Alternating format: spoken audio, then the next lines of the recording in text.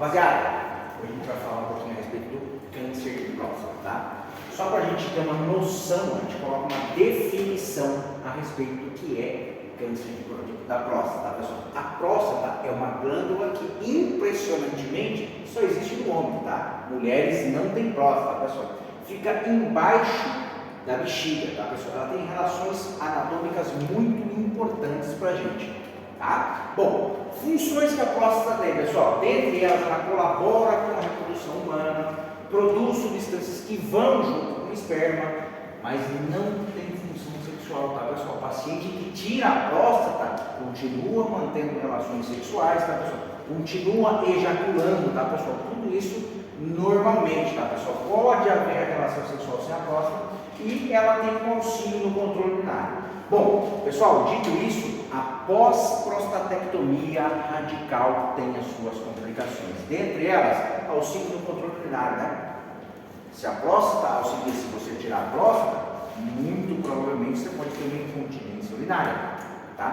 Outra situação que a gente pode ter, apesar dela não ter função sexual, ela tem relação muito próxima com os nervos e os vasos sanguíneos que são responsáveis pelo mecanismo de ereção. Então, uma das principais complicações também do câncer de próstata, pessoal, da prostatectomia radical em si, é a disfunção erétil acentuada, tá? Bom, dito isso, rapaziada, para a gente ter uma noção do que a gente está falando aqui, ó, a próstata, lembrando, pessoal, isso daqui no tamanho, ela varia, tá, pessoal? 15, 20, até 30 gramas, a gente pode ver, tá? Uma coisa importante é aquela técnica de você mais ou menos avaliar como se fosse essa digitálica aqui, tá? Então, mais ou menos a próstata tem esse tamanho. Se ela tiver a somatória dessas duas situações aqui, pelo menos um quadro de hiperplasia prostática benigna você está diante, tá, pessoal? Então, a próstata aumentada de tamanho, beleza? Tranquilos até aqui? Beleza. Seguimos.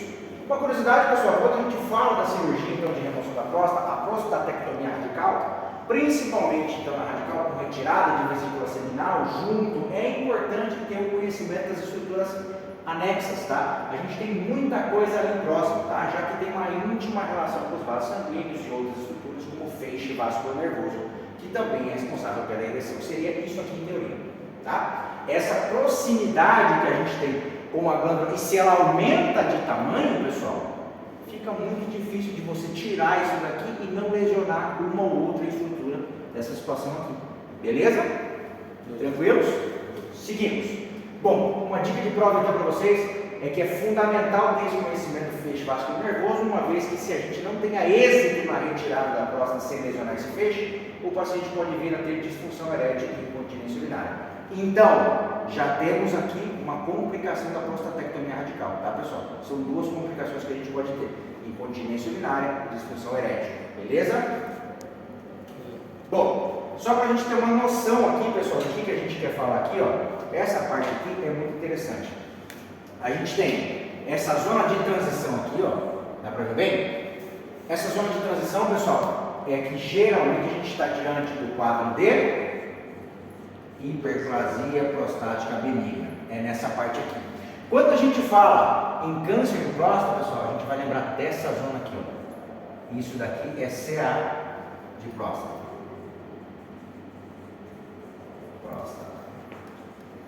Por que é importante a gente ressaltar isso aqui, pessoal? Doutor, pode haver câncer de próstata aqui na área de transição? Pode, não é tão comum, mas pode, tá, pessoal?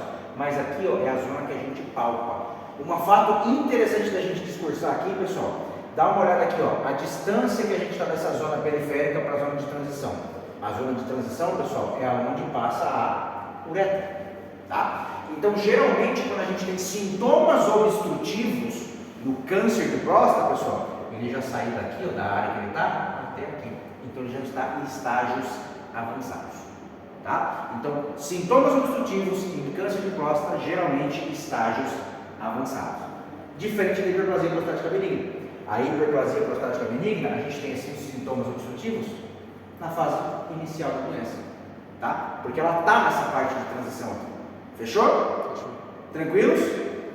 E a hiperplasia não é câncer em si, né? Hiperplasia só é o aumento da glândula. Nada mais do que isso. Beleza. Fechou? Tranquilos? Hiperplasia. Hiperplasia prostática benigna. Sim, ela é só aumento. Aumento da mama.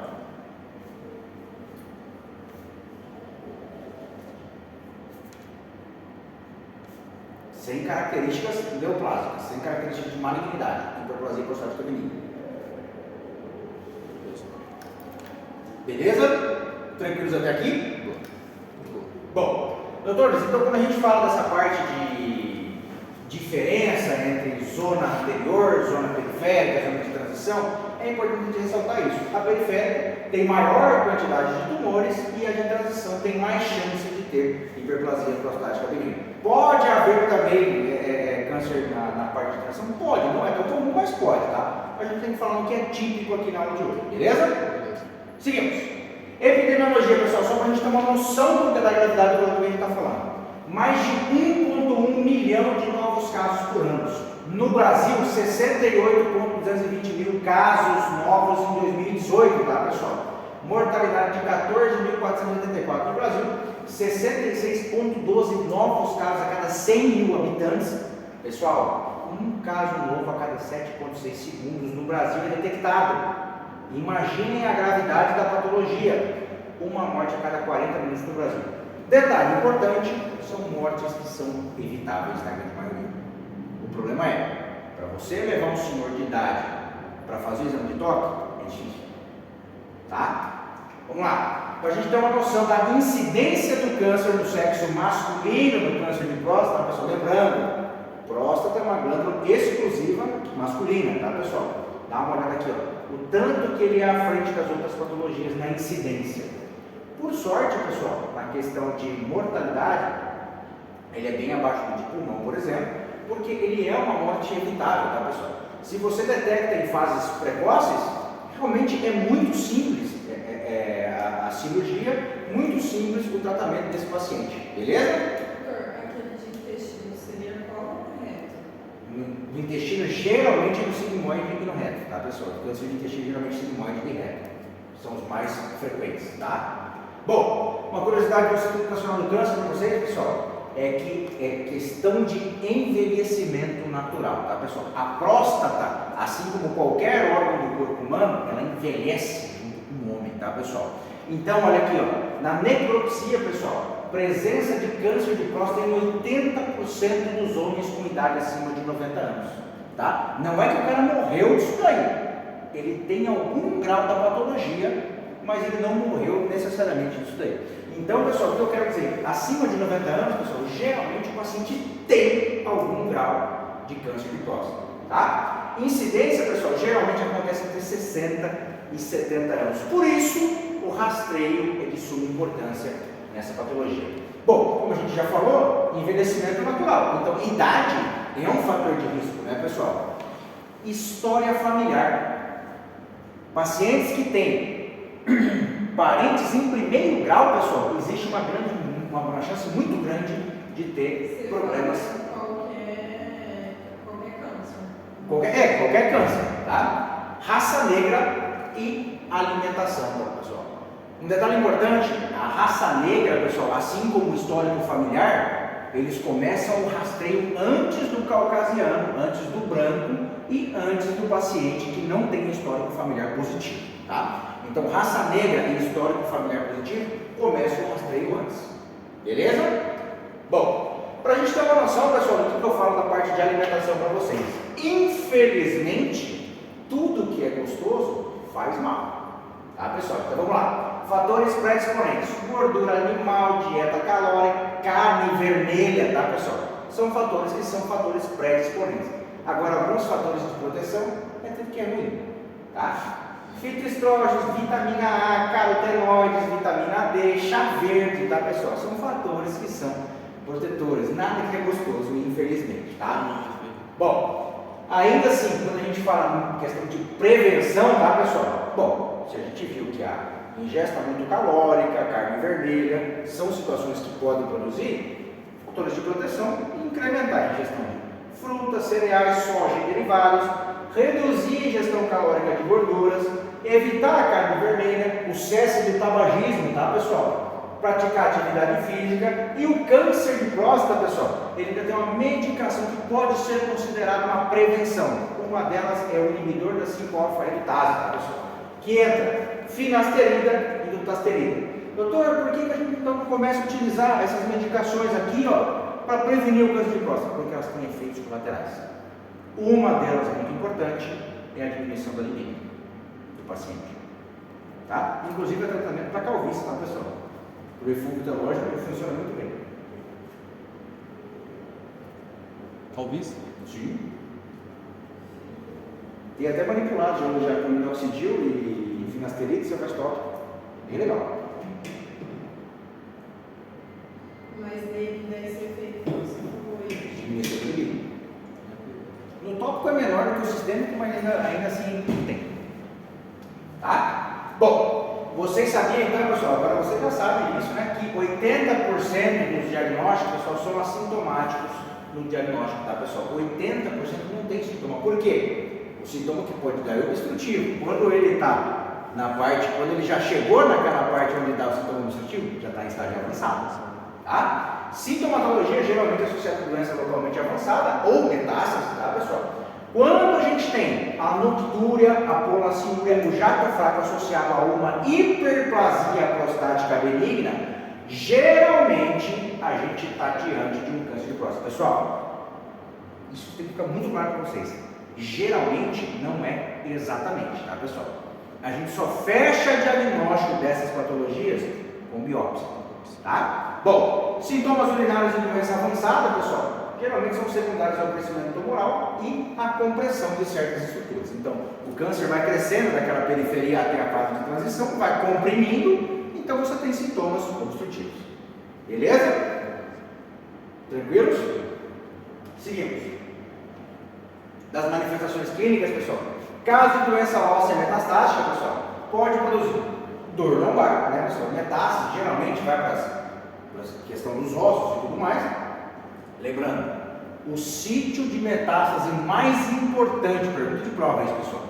Sítio de metástase mais importante do câncer de próstata são os linfonodos, tá, pessoal? Linfonodos. Depois vem ossos, tá? Os linfonodos são os primeiros. Síndrome da compressão radicular pode produzir parestesias, paresias, incontinência urinária e inclusive incontinência fecal. Tranquilos? Alguma dúvida aqui? Acho que não. Estou falando muito rápido? Não. Bora então. Diagnóstico, pessoal. Toque retal. Fundamental importância, tá, pessoal? Lembrando, o toque retal, ele além de tudo, ele avalia o tamanho da próstata, mas também diagnostica os tumores e tumores intestinais também, tá, pessoal? Tá? Para quem nunca viu, para quem nunca teve oportunidade de ver, pessoal, você tem essas posições aqui para se fazer. Então, o que acaba acontecendo? Isso daqui, ó, é a área de periferia. Essa imagem aqui é bem legal. Você palpa a zona de periferia, tá, pessoal? Então, quando a doença está avançada, ela vem até aqui na área de transição. Aí ela começa a comprimir. Só que para ela começar a comprimir, ela já comeu todo esse quadrante aqui, ó. Essas são as posições para fazer o toque. Exatamente. No caso, então, o homem também faz a posição de Não é tão. Geralmente essa de decúbito lateral, tá, pessoal? Então essa de gênero cubital também, tá? Mas pode ser feito também em outras posições. Mas um detalhe importante é isso aqui, ó. Isso aí é um tumor intestinal. Você está palpando o reto do paciente, não é? Sim.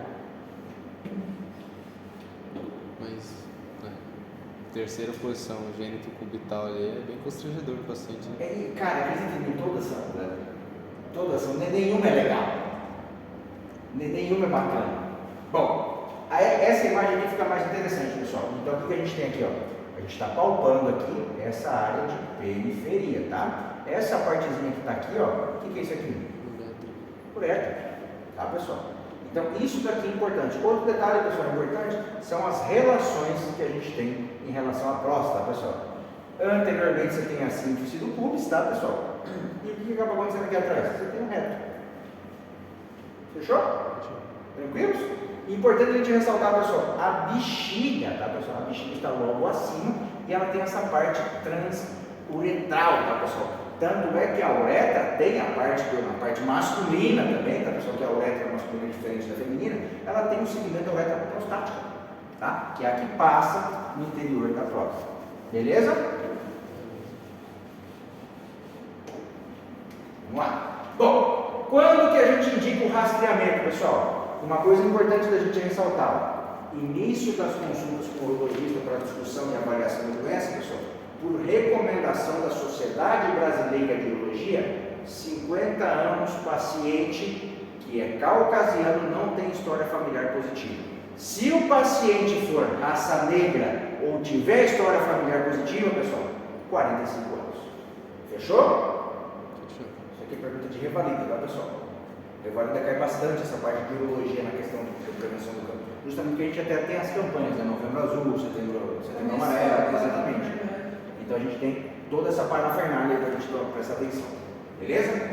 Uma outra coisa importante, pessoal, a gente relatar aqui, ó, é o PSA. O que é PSA? É marcador prostático. Antígeno prostático específico, tá, pessoal?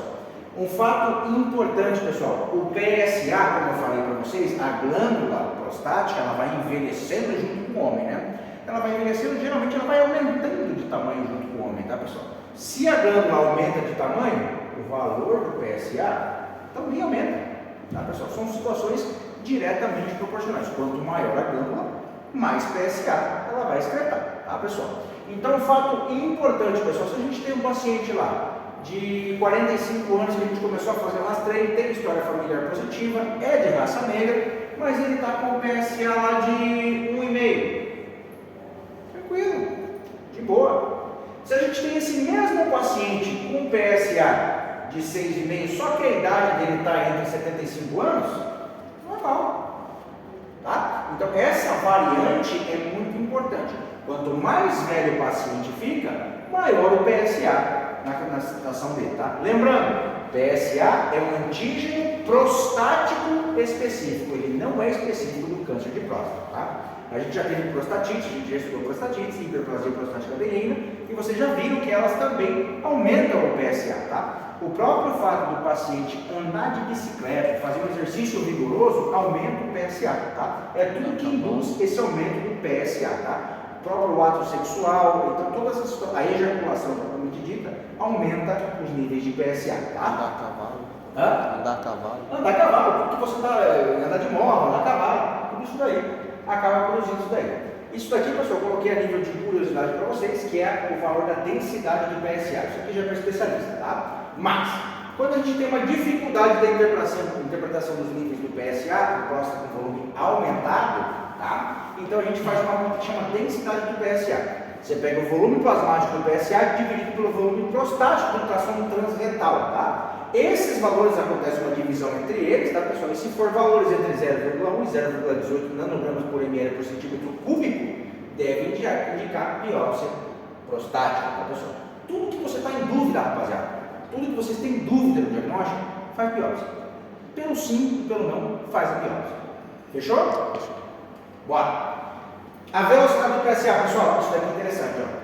Quando o PSA se eleva mais do que 0,75 nanogramas por ml, está associado mais intimamente a um câncer de próstata. Por exemplo, o paciente tem lá 1,5 de PSA e tem 45 anos, está dentro do limite, né? 1,5 está dentro do limite. Daqui 3 meses a gente foi lá e repetiu esse exame. A gente repetiu esse exame e ele foi para 3. Ele subiu mais do que 0,75 nanogramas por ml. Fecha o diagnóstico de câncer de próstata? Não, biópsia. Aí é que tá, meu querido. Boa, garoto. Ainda assim, eu vou lá e faço a biópsia. Tá? Agora, se daqui 3 meses eu repetir isso daqui e foi para 1,8, por exemplo, eu faço biópsia? Não preciso. Não preciso, entendeu? Eu evito uma biópsia se necessária. Tranquilo?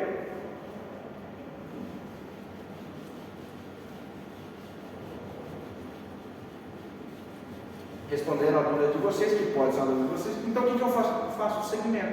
Daqui 3 meses eu repito de novo, vou repetindo. Exatamente, cada 3 meses eu reavalio o paciente. Beleza? Bom, PSA, então, pessoal, eu coloquei a nível de curiosidades aqui para vocês. Ele existe sobre diversas formas de circulação sanguínea. A maior parte está ligada com as proteases inibidores, que são PSA complexado, tá, pessoal, ou CPSA. E aproximadamente 5 a 35% são compostos nas formas não ligadas, que é o PSA livre, esse que a gente dosa, tá, pessoal? PSA livre. Bom, proporção entre PSA livre e PSA total é utilizada para aumentar a especificidade da detecção do câncer de próstata e diminuir o número de biópsias desnecessárias. Ou seja, o PSA livre dividido por PSA total, a gente faz um valor de corte de 25%. Abaixo dessa situação, temos que biopsiar. Fechou? Fechou. Tranquilos? Bom, isso daqui é importante para vocês, pessoal. PSA é útil na detecção do tumor prostático e no segmento do seu tratamento, tá, pessoal? É útil, não fecha o diagnóstico, mais uma vez, tá? Por exemplo, por que ele é importante no tratamento, no segmento do tratamento? Fui lá, pegamos um paciente, fizemos uma prostatectomia radical nele, daqui 3 meses como é que vai estar o PSA dele? Zero. Ele não tem próstata. Se por um acaso tiver PSA ainda, sobrou aí, não foi feito cirurgia previamente? Geralmente. Metástase geralmente, tá, pessoal? Mas pode ser que tenha, se a gente não fez uma radical, pode ser que tenha sobrado um pedaço, mas geralmente é metástase. Sacado? 3 meses depois. Geralmente se avalia de 3 a 6 meses depois. 3 a 6. Fechou? Pode apresentar um número elevado nos quadros de prostatite, tá, pessoal? Lembrando, tá? Como é que você faz para diferenciar o que é uma prostatite de um câncer de próstata?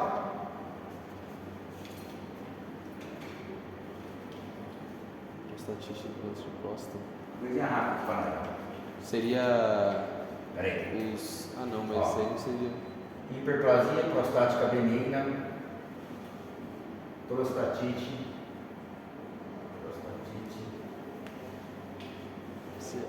CA, próstata. Sintomatologia que pode dar, pessoal? Veja bem, aqui ó, sintomas urinários, né? Prostatite, pode dar sintomas urinários? Só se for... Então, pode dar, né? Pode dar sintomas urinários, né? Febre, Sim. dá na hipoplasia prostática benigna? Não. Não. Febre na prostatite? Sim.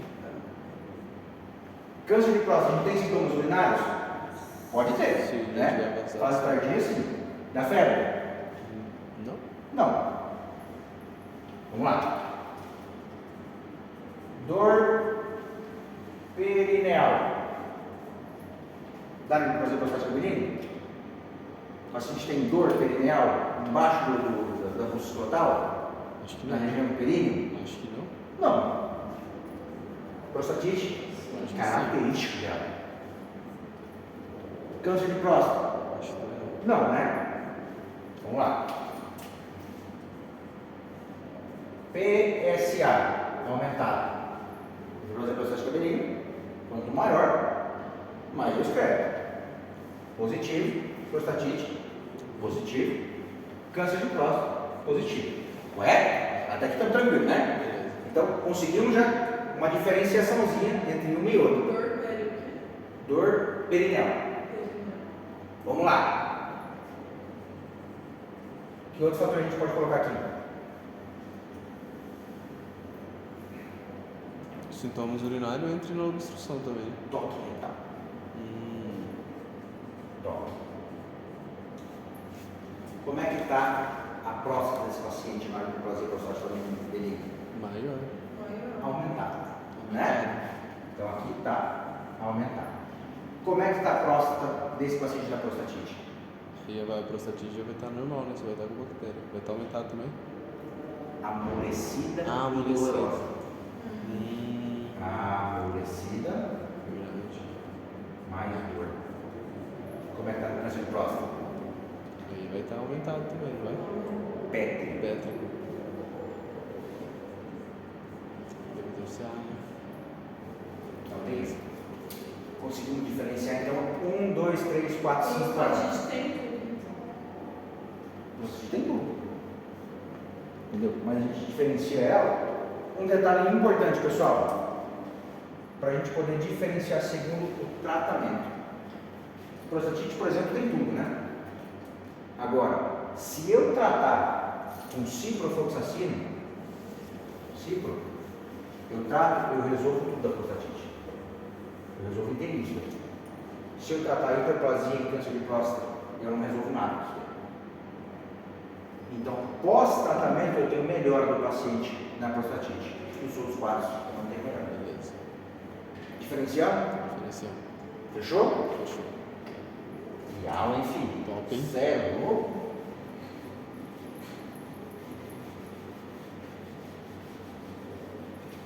Esse quadrinho ficou top mesmo. Esse aqui, cara, eu acho que a PG vai fazer alguma ação para o. No Brasil, vou ter que dar sala de novo, cacete. Vai na Lucas, já tá filmando. Ah, Já tá filmando. Isso aqui pegava, né? Tranquilos? De boa? boa. Isso daqui, pessoal, é um bisu, tá? Isso daqui, ó, é a mamata do negócio.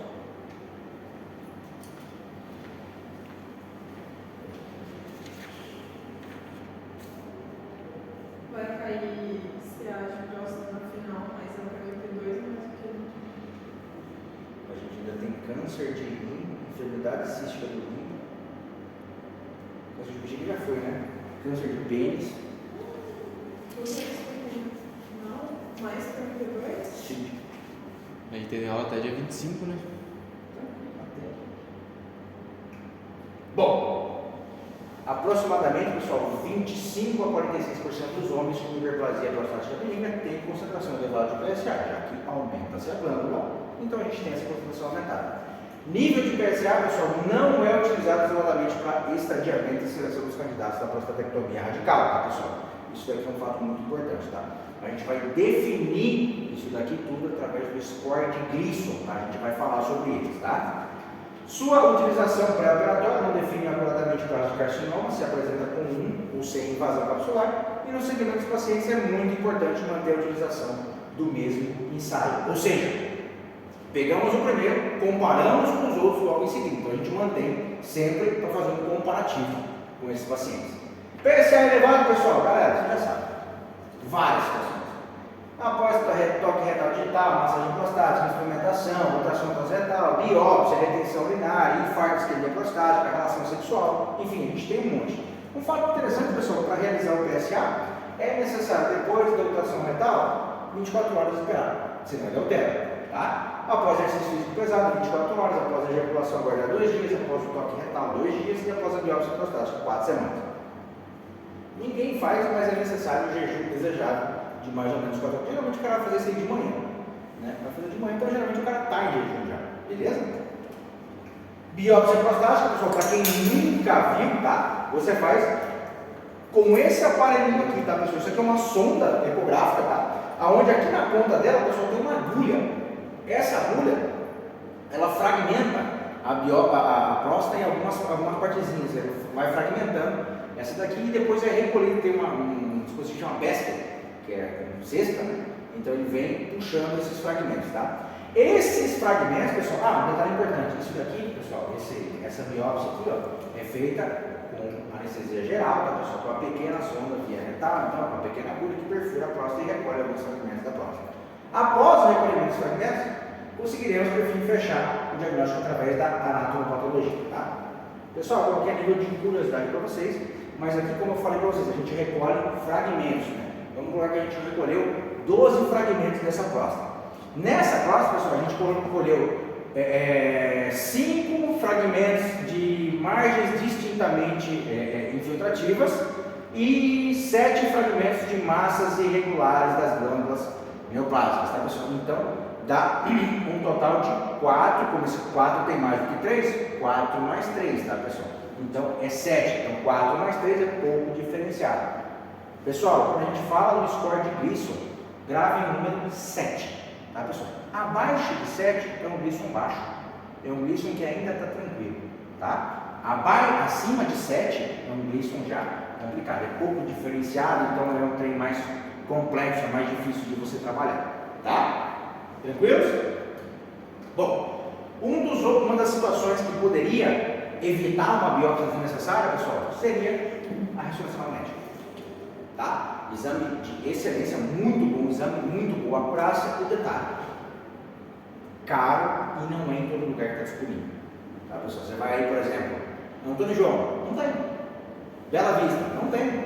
Tá? A gente tem aqui em Ponta Porã e não é barato. Mas aí, a ressonância no caso seria só para ver se a próstata... Para você não fazer uma biópsia desnecessária. Ah, para não fazer uma biópsia desnecessária. Exatamente. Ah, tá. Porque se saiu aí a próstata aumentada, Não. faz a biópsia do mesmo jeito.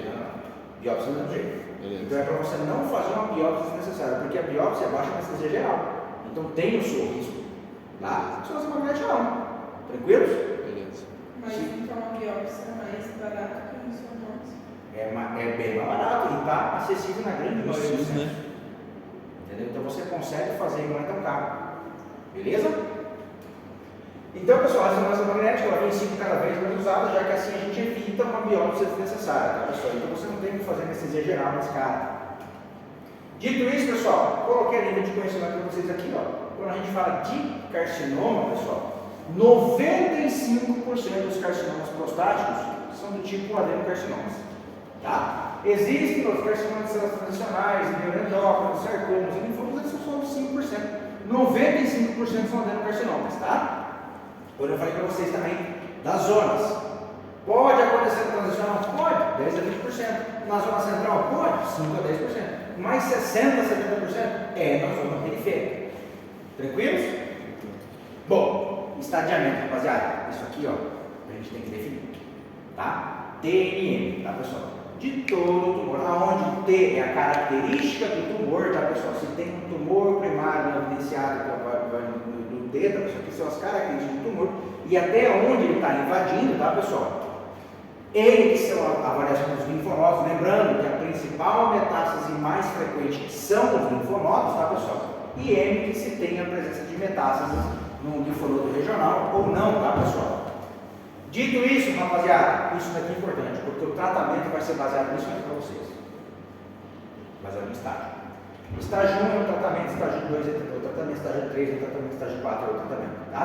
Então, geralmente, aquele câncer mais brando, eu vou dizer assim, tá, pessoal? Porque nenhum câncer deve ser agradável, mas o mais brando, pessoal, é um tipo de tratamento, tá? O mais grave, que está mais infiltrativo, que está mais metastásico, é outra situação, beleza?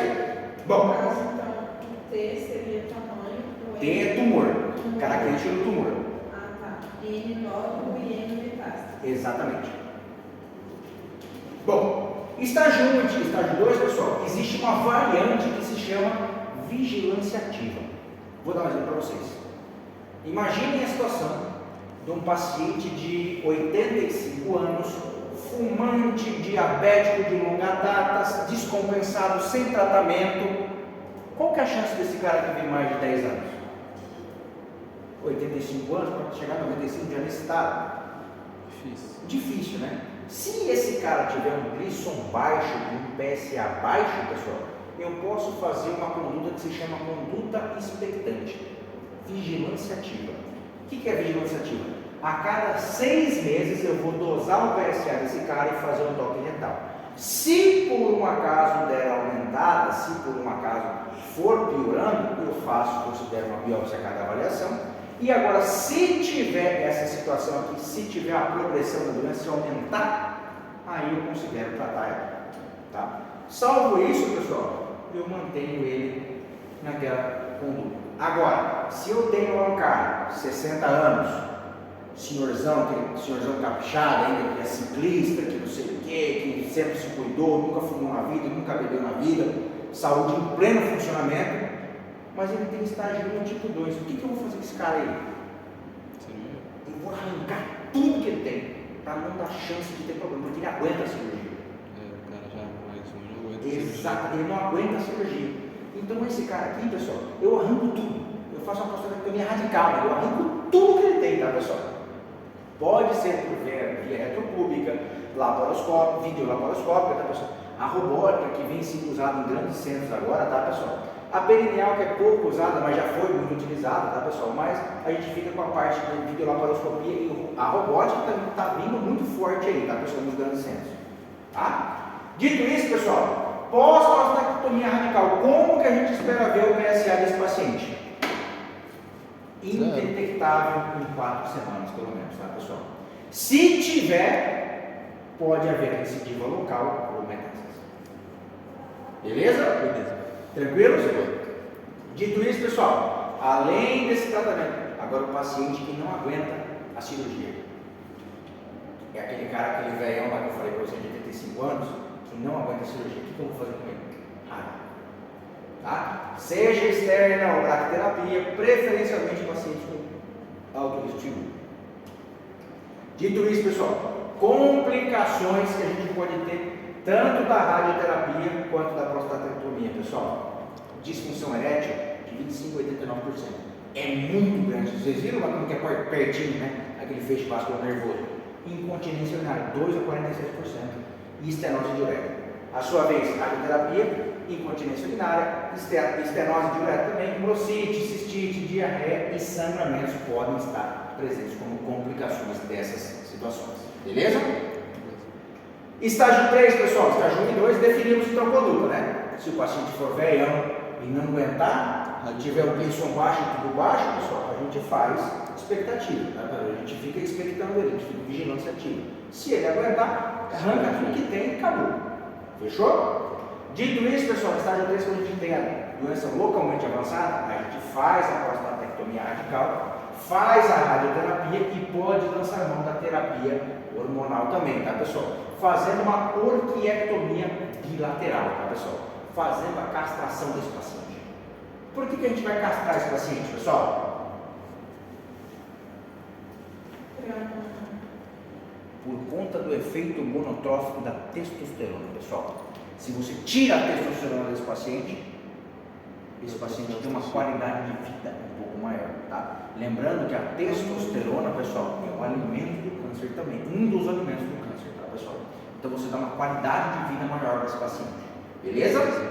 Então, pessoal, terapia hormonal associada à radioterapia pode aumentar a sobrevida e o tempo livre de sintomas em pacientes estágio 3, tá? Dito isso, pessoal, terapia hormonal, a gente pode lançar mão dessas situações aqui, tá? São várias medicações que a gente pode estar utilizando aí. E no estágio 4, pessoal, aquele que não tem mais jeito, tá? Doença avançada, castração química ou cirúrgica, o que dá para fazer para você dar uma qualidade de vida para esse paciente, porque remove o efeito trófico da testosterona sobre as células tumorais disseminadas. Observação, pessoal, a castração permite a melhora sintomática, queda do PSA e aumento de sobrevida desse paciente, tá? Dito isso, pessoal, câncer de próstata resistente à castração, que também pode acontecer, você pode lançar mão de alguma dessas medicações aqui. Agentes biológicos, citotóxicos, hormonais, radioisótopos, tá, pessoal? Inibidores da tiroxina quinase e anticorpos mononucleares. Beleza? Recorrência bioquímica, pessoal. A gente define recorrência bioquímica quando o valor do PSA é maior ou igual a 0,2 nanogramas por ml, confirmado por segundo exame após prostatectomia radical, tá, pessoal? Então, a presença desse PSA, desse paciente depois de 4 semanas. Fechou, pessoal? Recorrência bioquímica após a terapia é definida como aumento confirmado do PSA de mais de 2 nanogramas por ml após atingir o margem. Fechou? Fechou. Agora, temos uma pequena variante que é para vocês que estão aqui. Eu tenho alguns casos clínicos aqui bem legais. Que esse tem que ficar separado só para a gurizada que vem. Fechou? Fechou.